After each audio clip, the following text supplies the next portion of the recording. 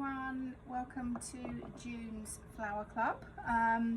Hope you're all well and enjoying this lovely warm weather. It's actually Wednesday evening. I'm going to be going to London Thursday morning to get some supplies. So I'm doing this month's Flower Club video before I leave the shop on Wednesday. So what we have this month, as you may be aware if you've seen on my social media, this week is British Flowers Week. So it's organised by Covent Garden Flower Market. I think it's the 10th year this year that it's been running, and it's just really sort of celebrating British growers, British flowers, florists, etc. But obviously this time of the year is when British flowers really start kind of coming into their own, and there's lots and lots of different types available. If you had a look on my Instagram or Facebook today, you'll have seen that I've shared a post about the flowers that are in season at the moment. Some of you may even have some of them actually growing in your garden. So for this month's Flower Club, I've put together a bunch of flowers that we see or we grow, we come across sort of during the summer months. So I'll run you through what's in there.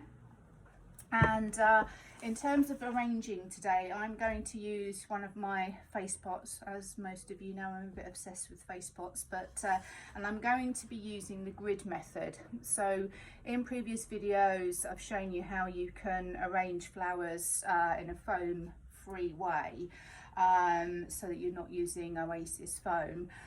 This is one of those ways, and it is simply a grid of tape across the top of your container or your vase. You could also use chicken wire as well, and really what it does, it just gives structure to your container and makes your arrangement look much fuller, and it supports the stems. So I've pre-gridded this to save time.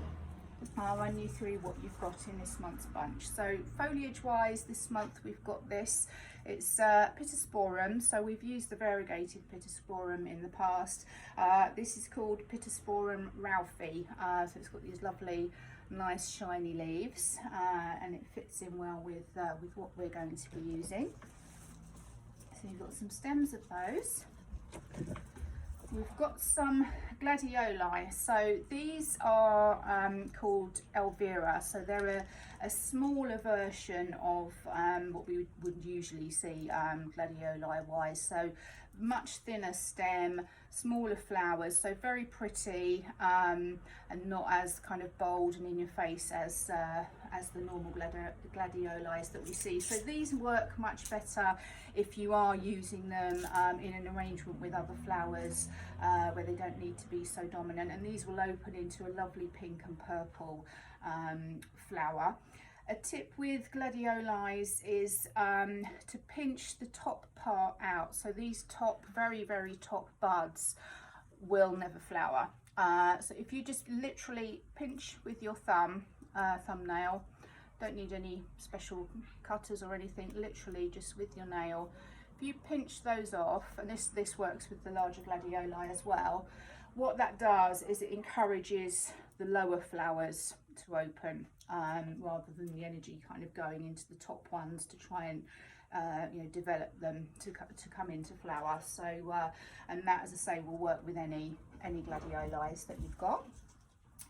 We've got some lovely leucospermum daisies here. So lovely long stemmed. I actually grow these in a pot in my garden. So mine are just in bud. These are obviously in flower. So we've got some of those in there. And they're lovely if you're doing sort of British sort of style arrangement or a wildflower arrangement, because there's a pop of colour and a round form, and they just look really nice. They sort of really lend themselves to that type of arrangement. We've got some campanulas in here, so these beautiful purple ones, buds all the way down the stems. So they're a lovely one that are around this time of year. Again, you may have some of these growing in your garden. You've also got some astrantias. So these are lovely. I did grow these last year in a pot, and unfortunately the slugs have got them this year, so I haven't got any coming up this year, but you can grow them in your garden.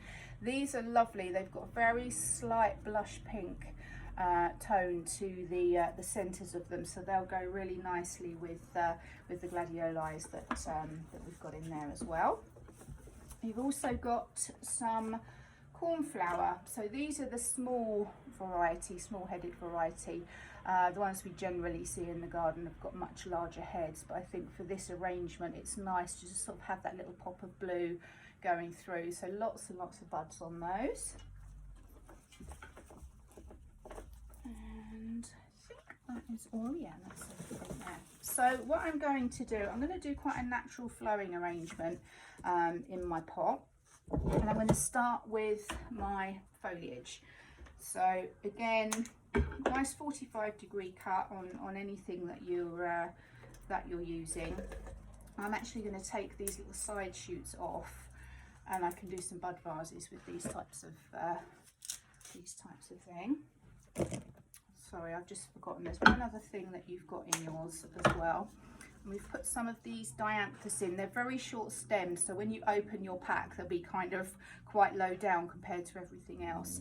So they are in the carnation family, but they last really well. You've got a lovely pop of colour, so there's lots of buds on them. Some are out, some are in bud, but they are quite short stemmed, so depending what size vase you're using, you might want to put these in smaller bud vases or something like that if they don't fit in, but for what we're doing they'll be fine because they'll sit quite nicely in our container. So with my smaller stems I just tend to just pop them in a little jar to one side while I'm doing the main arrangement, and then at the end we can obviously make some other arrangements. So in we go with our foliage. So again, I've put water in, I've put flower food in, and in terms of kind of changing the water on an arrangement like this, obviously because you've got that grid on there, you can't just kind of lift your flowers, throw it, clean it and then pop them back in. What you need to do with this sort of arrangement is just fill. So find a small gap, pop your tap on and run the water in until it overflows, and that will refresh the water. It saves you having to kind of take it all apart and re-tape it and everything.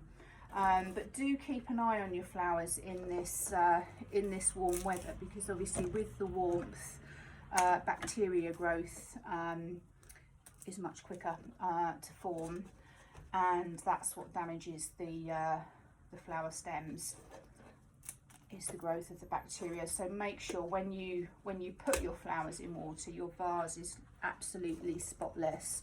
You can use washing up liquid, you can use bleach, you can use white vinegar, whatever you use as your general house cleaning product is absolutely fine. Just make sure, you know, the important thing is to make sure your vase is completely clean, and use your flower food as well. That also helps. It feeds the plants, but it also helps keep the bacteria at bay.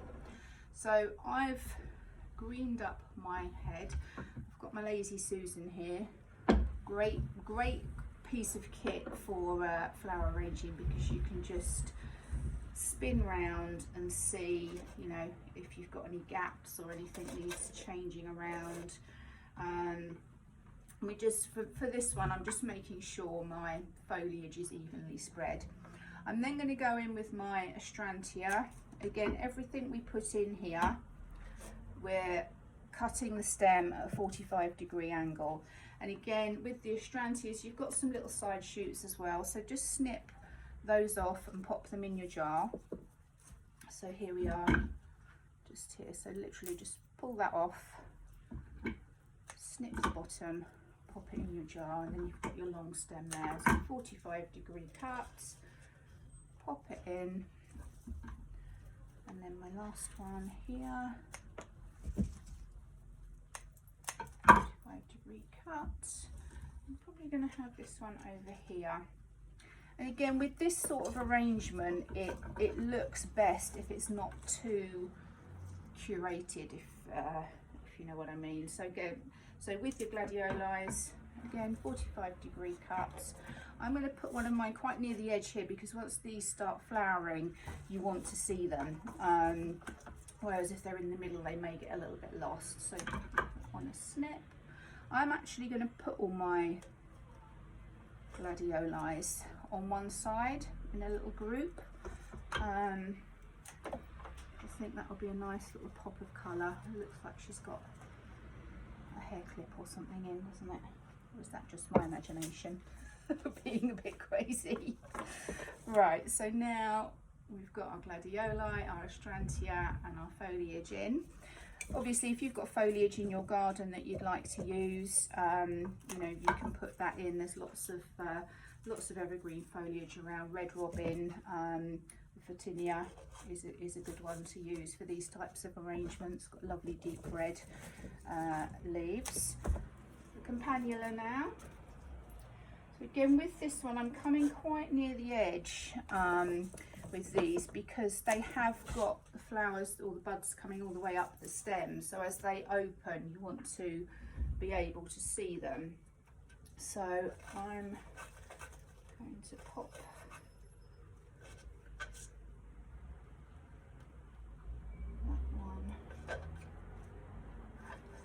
and with the grid as well, it's quite nice because you can just rearrange as you go.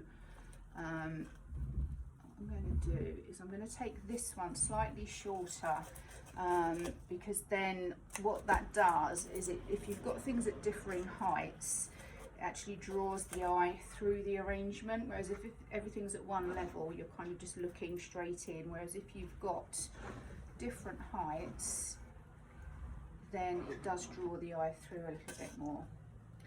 So next I'm going to go in with my daisies, my leucadendrons.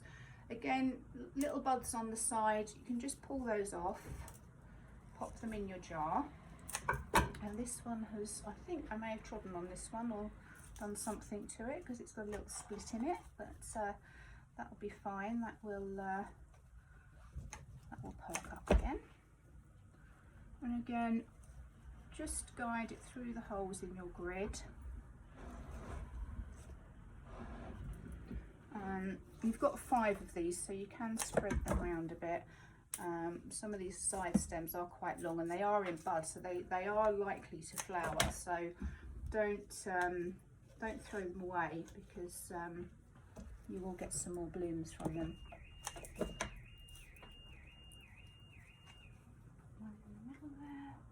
So again, with these, I'm going in at different heights just to draw the eye through, and just to give a bit more interest to the arrangement.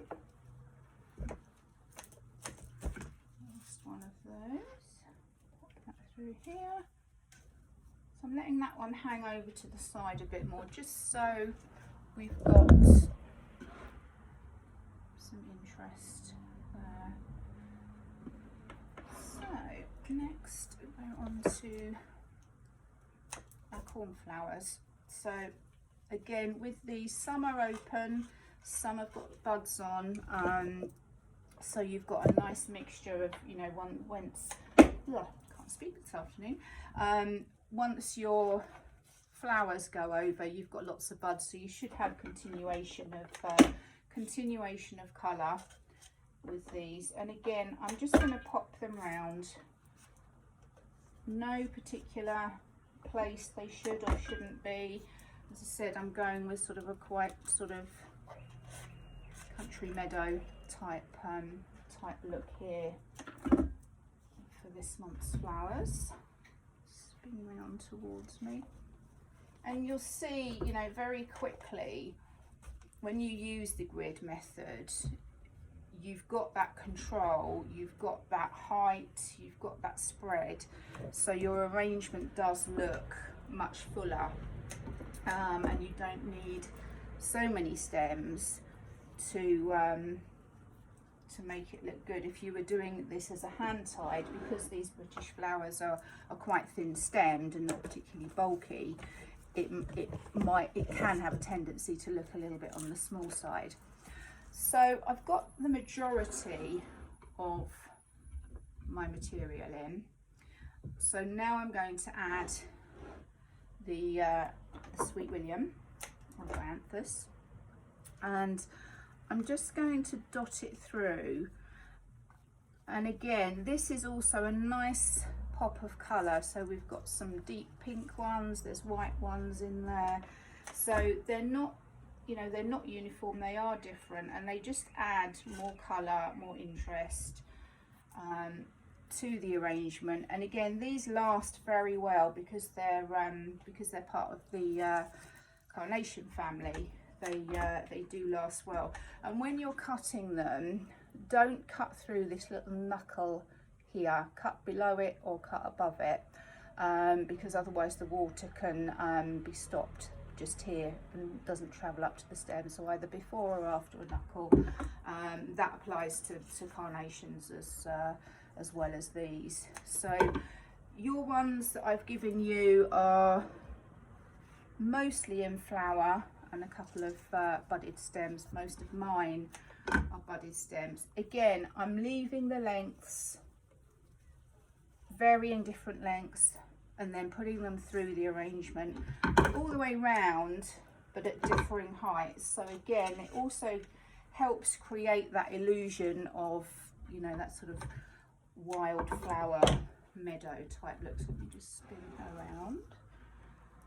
Looking very pretty.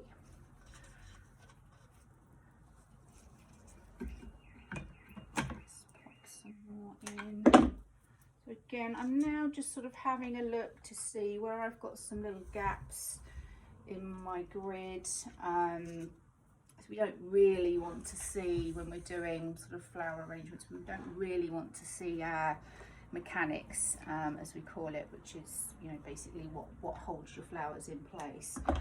So now I'm pulling out some of the smaller stems, so the bits that we pulled off of the Astrantia, the side shoots, and just filling in with some of those. And the good thing with the Astrantia, it does trail, so it does help give that movement and that airiness to arrangements as well. So as I said, with these shorter stems, it depends really on what container you're using. You know, if you're using a larger container that these will be too short for, you can just put them in bud vases, jam jars, anything like that, anything that holds water basically. Little jugs. So I've got these little tiny bits of our foliage here. So again, I'm just flicking around, just seeing where we've got some gaps to fill and just popping those in there. And as I say, we didn't have a huge amount of foliage, but our arrangement does look nice and full. So as I said, I'm going for kind of quite a natural look with mine. That's sort of, you know, English meadowy garden type look. So mine is. And what I'm actually going to do, I've changed my mind with the gladioli, and I am actually going to spread them through rather than group them on one side, because I think it will work better. So I haven't rehearsed, I don't rehearse these, I literally just do them as I'm recording. So but that's the good thing, as I say, if you're using if you are using the grid method or chicken wire, you've got the benefit that you can just take things out, pop them back in, you know, if you do want to move them around. So I think I am about done with that. And this little one here, can't really see very much of, so I'm going to angle it around a bit more. Here we go. So quite happy with that now. Yeah, so there we are.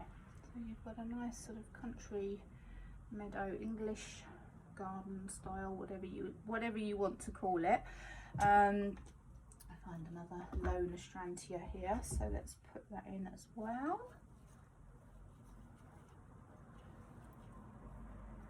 So you can't see your gaps in your grid, but if you know, just gently prod with your stems, you'll soon find a little hole for them to go through. So, there we have it. Nice new hairdo. So, as always, do share in the comments photos of what you do. If there is anything you want me to show you for future months, if there's a particular style you've seen, or I am going to be using some Agro wool in the coming months. That's an alternative to the Oasis green foam, floral foam, and Agro wool is similar sort of size and shape of Oasis. There's kind of pros and cons to both, but I'm going to show you it is completely compostable and biodegradable, and that's why florists are starting to use it a lot more, because it's a lot more environmentally friendly than floral foam. But we'll do something with that in the coming months. So if there is, as I say, if there is anything you'd like me to demo, or you'd like to see, or a different style you'd like me to do, we can maybe do something a bit more sort of formal, flower arrangey type arrangements if you want to do something like that. But yeah, for now I will leave you with Miss Great Britain here. Okay, thanks so much everybody. Have a lovely day when you watch this, because it'll be Thursday, and enjoy the rest of your week. Take care now. Bye bye.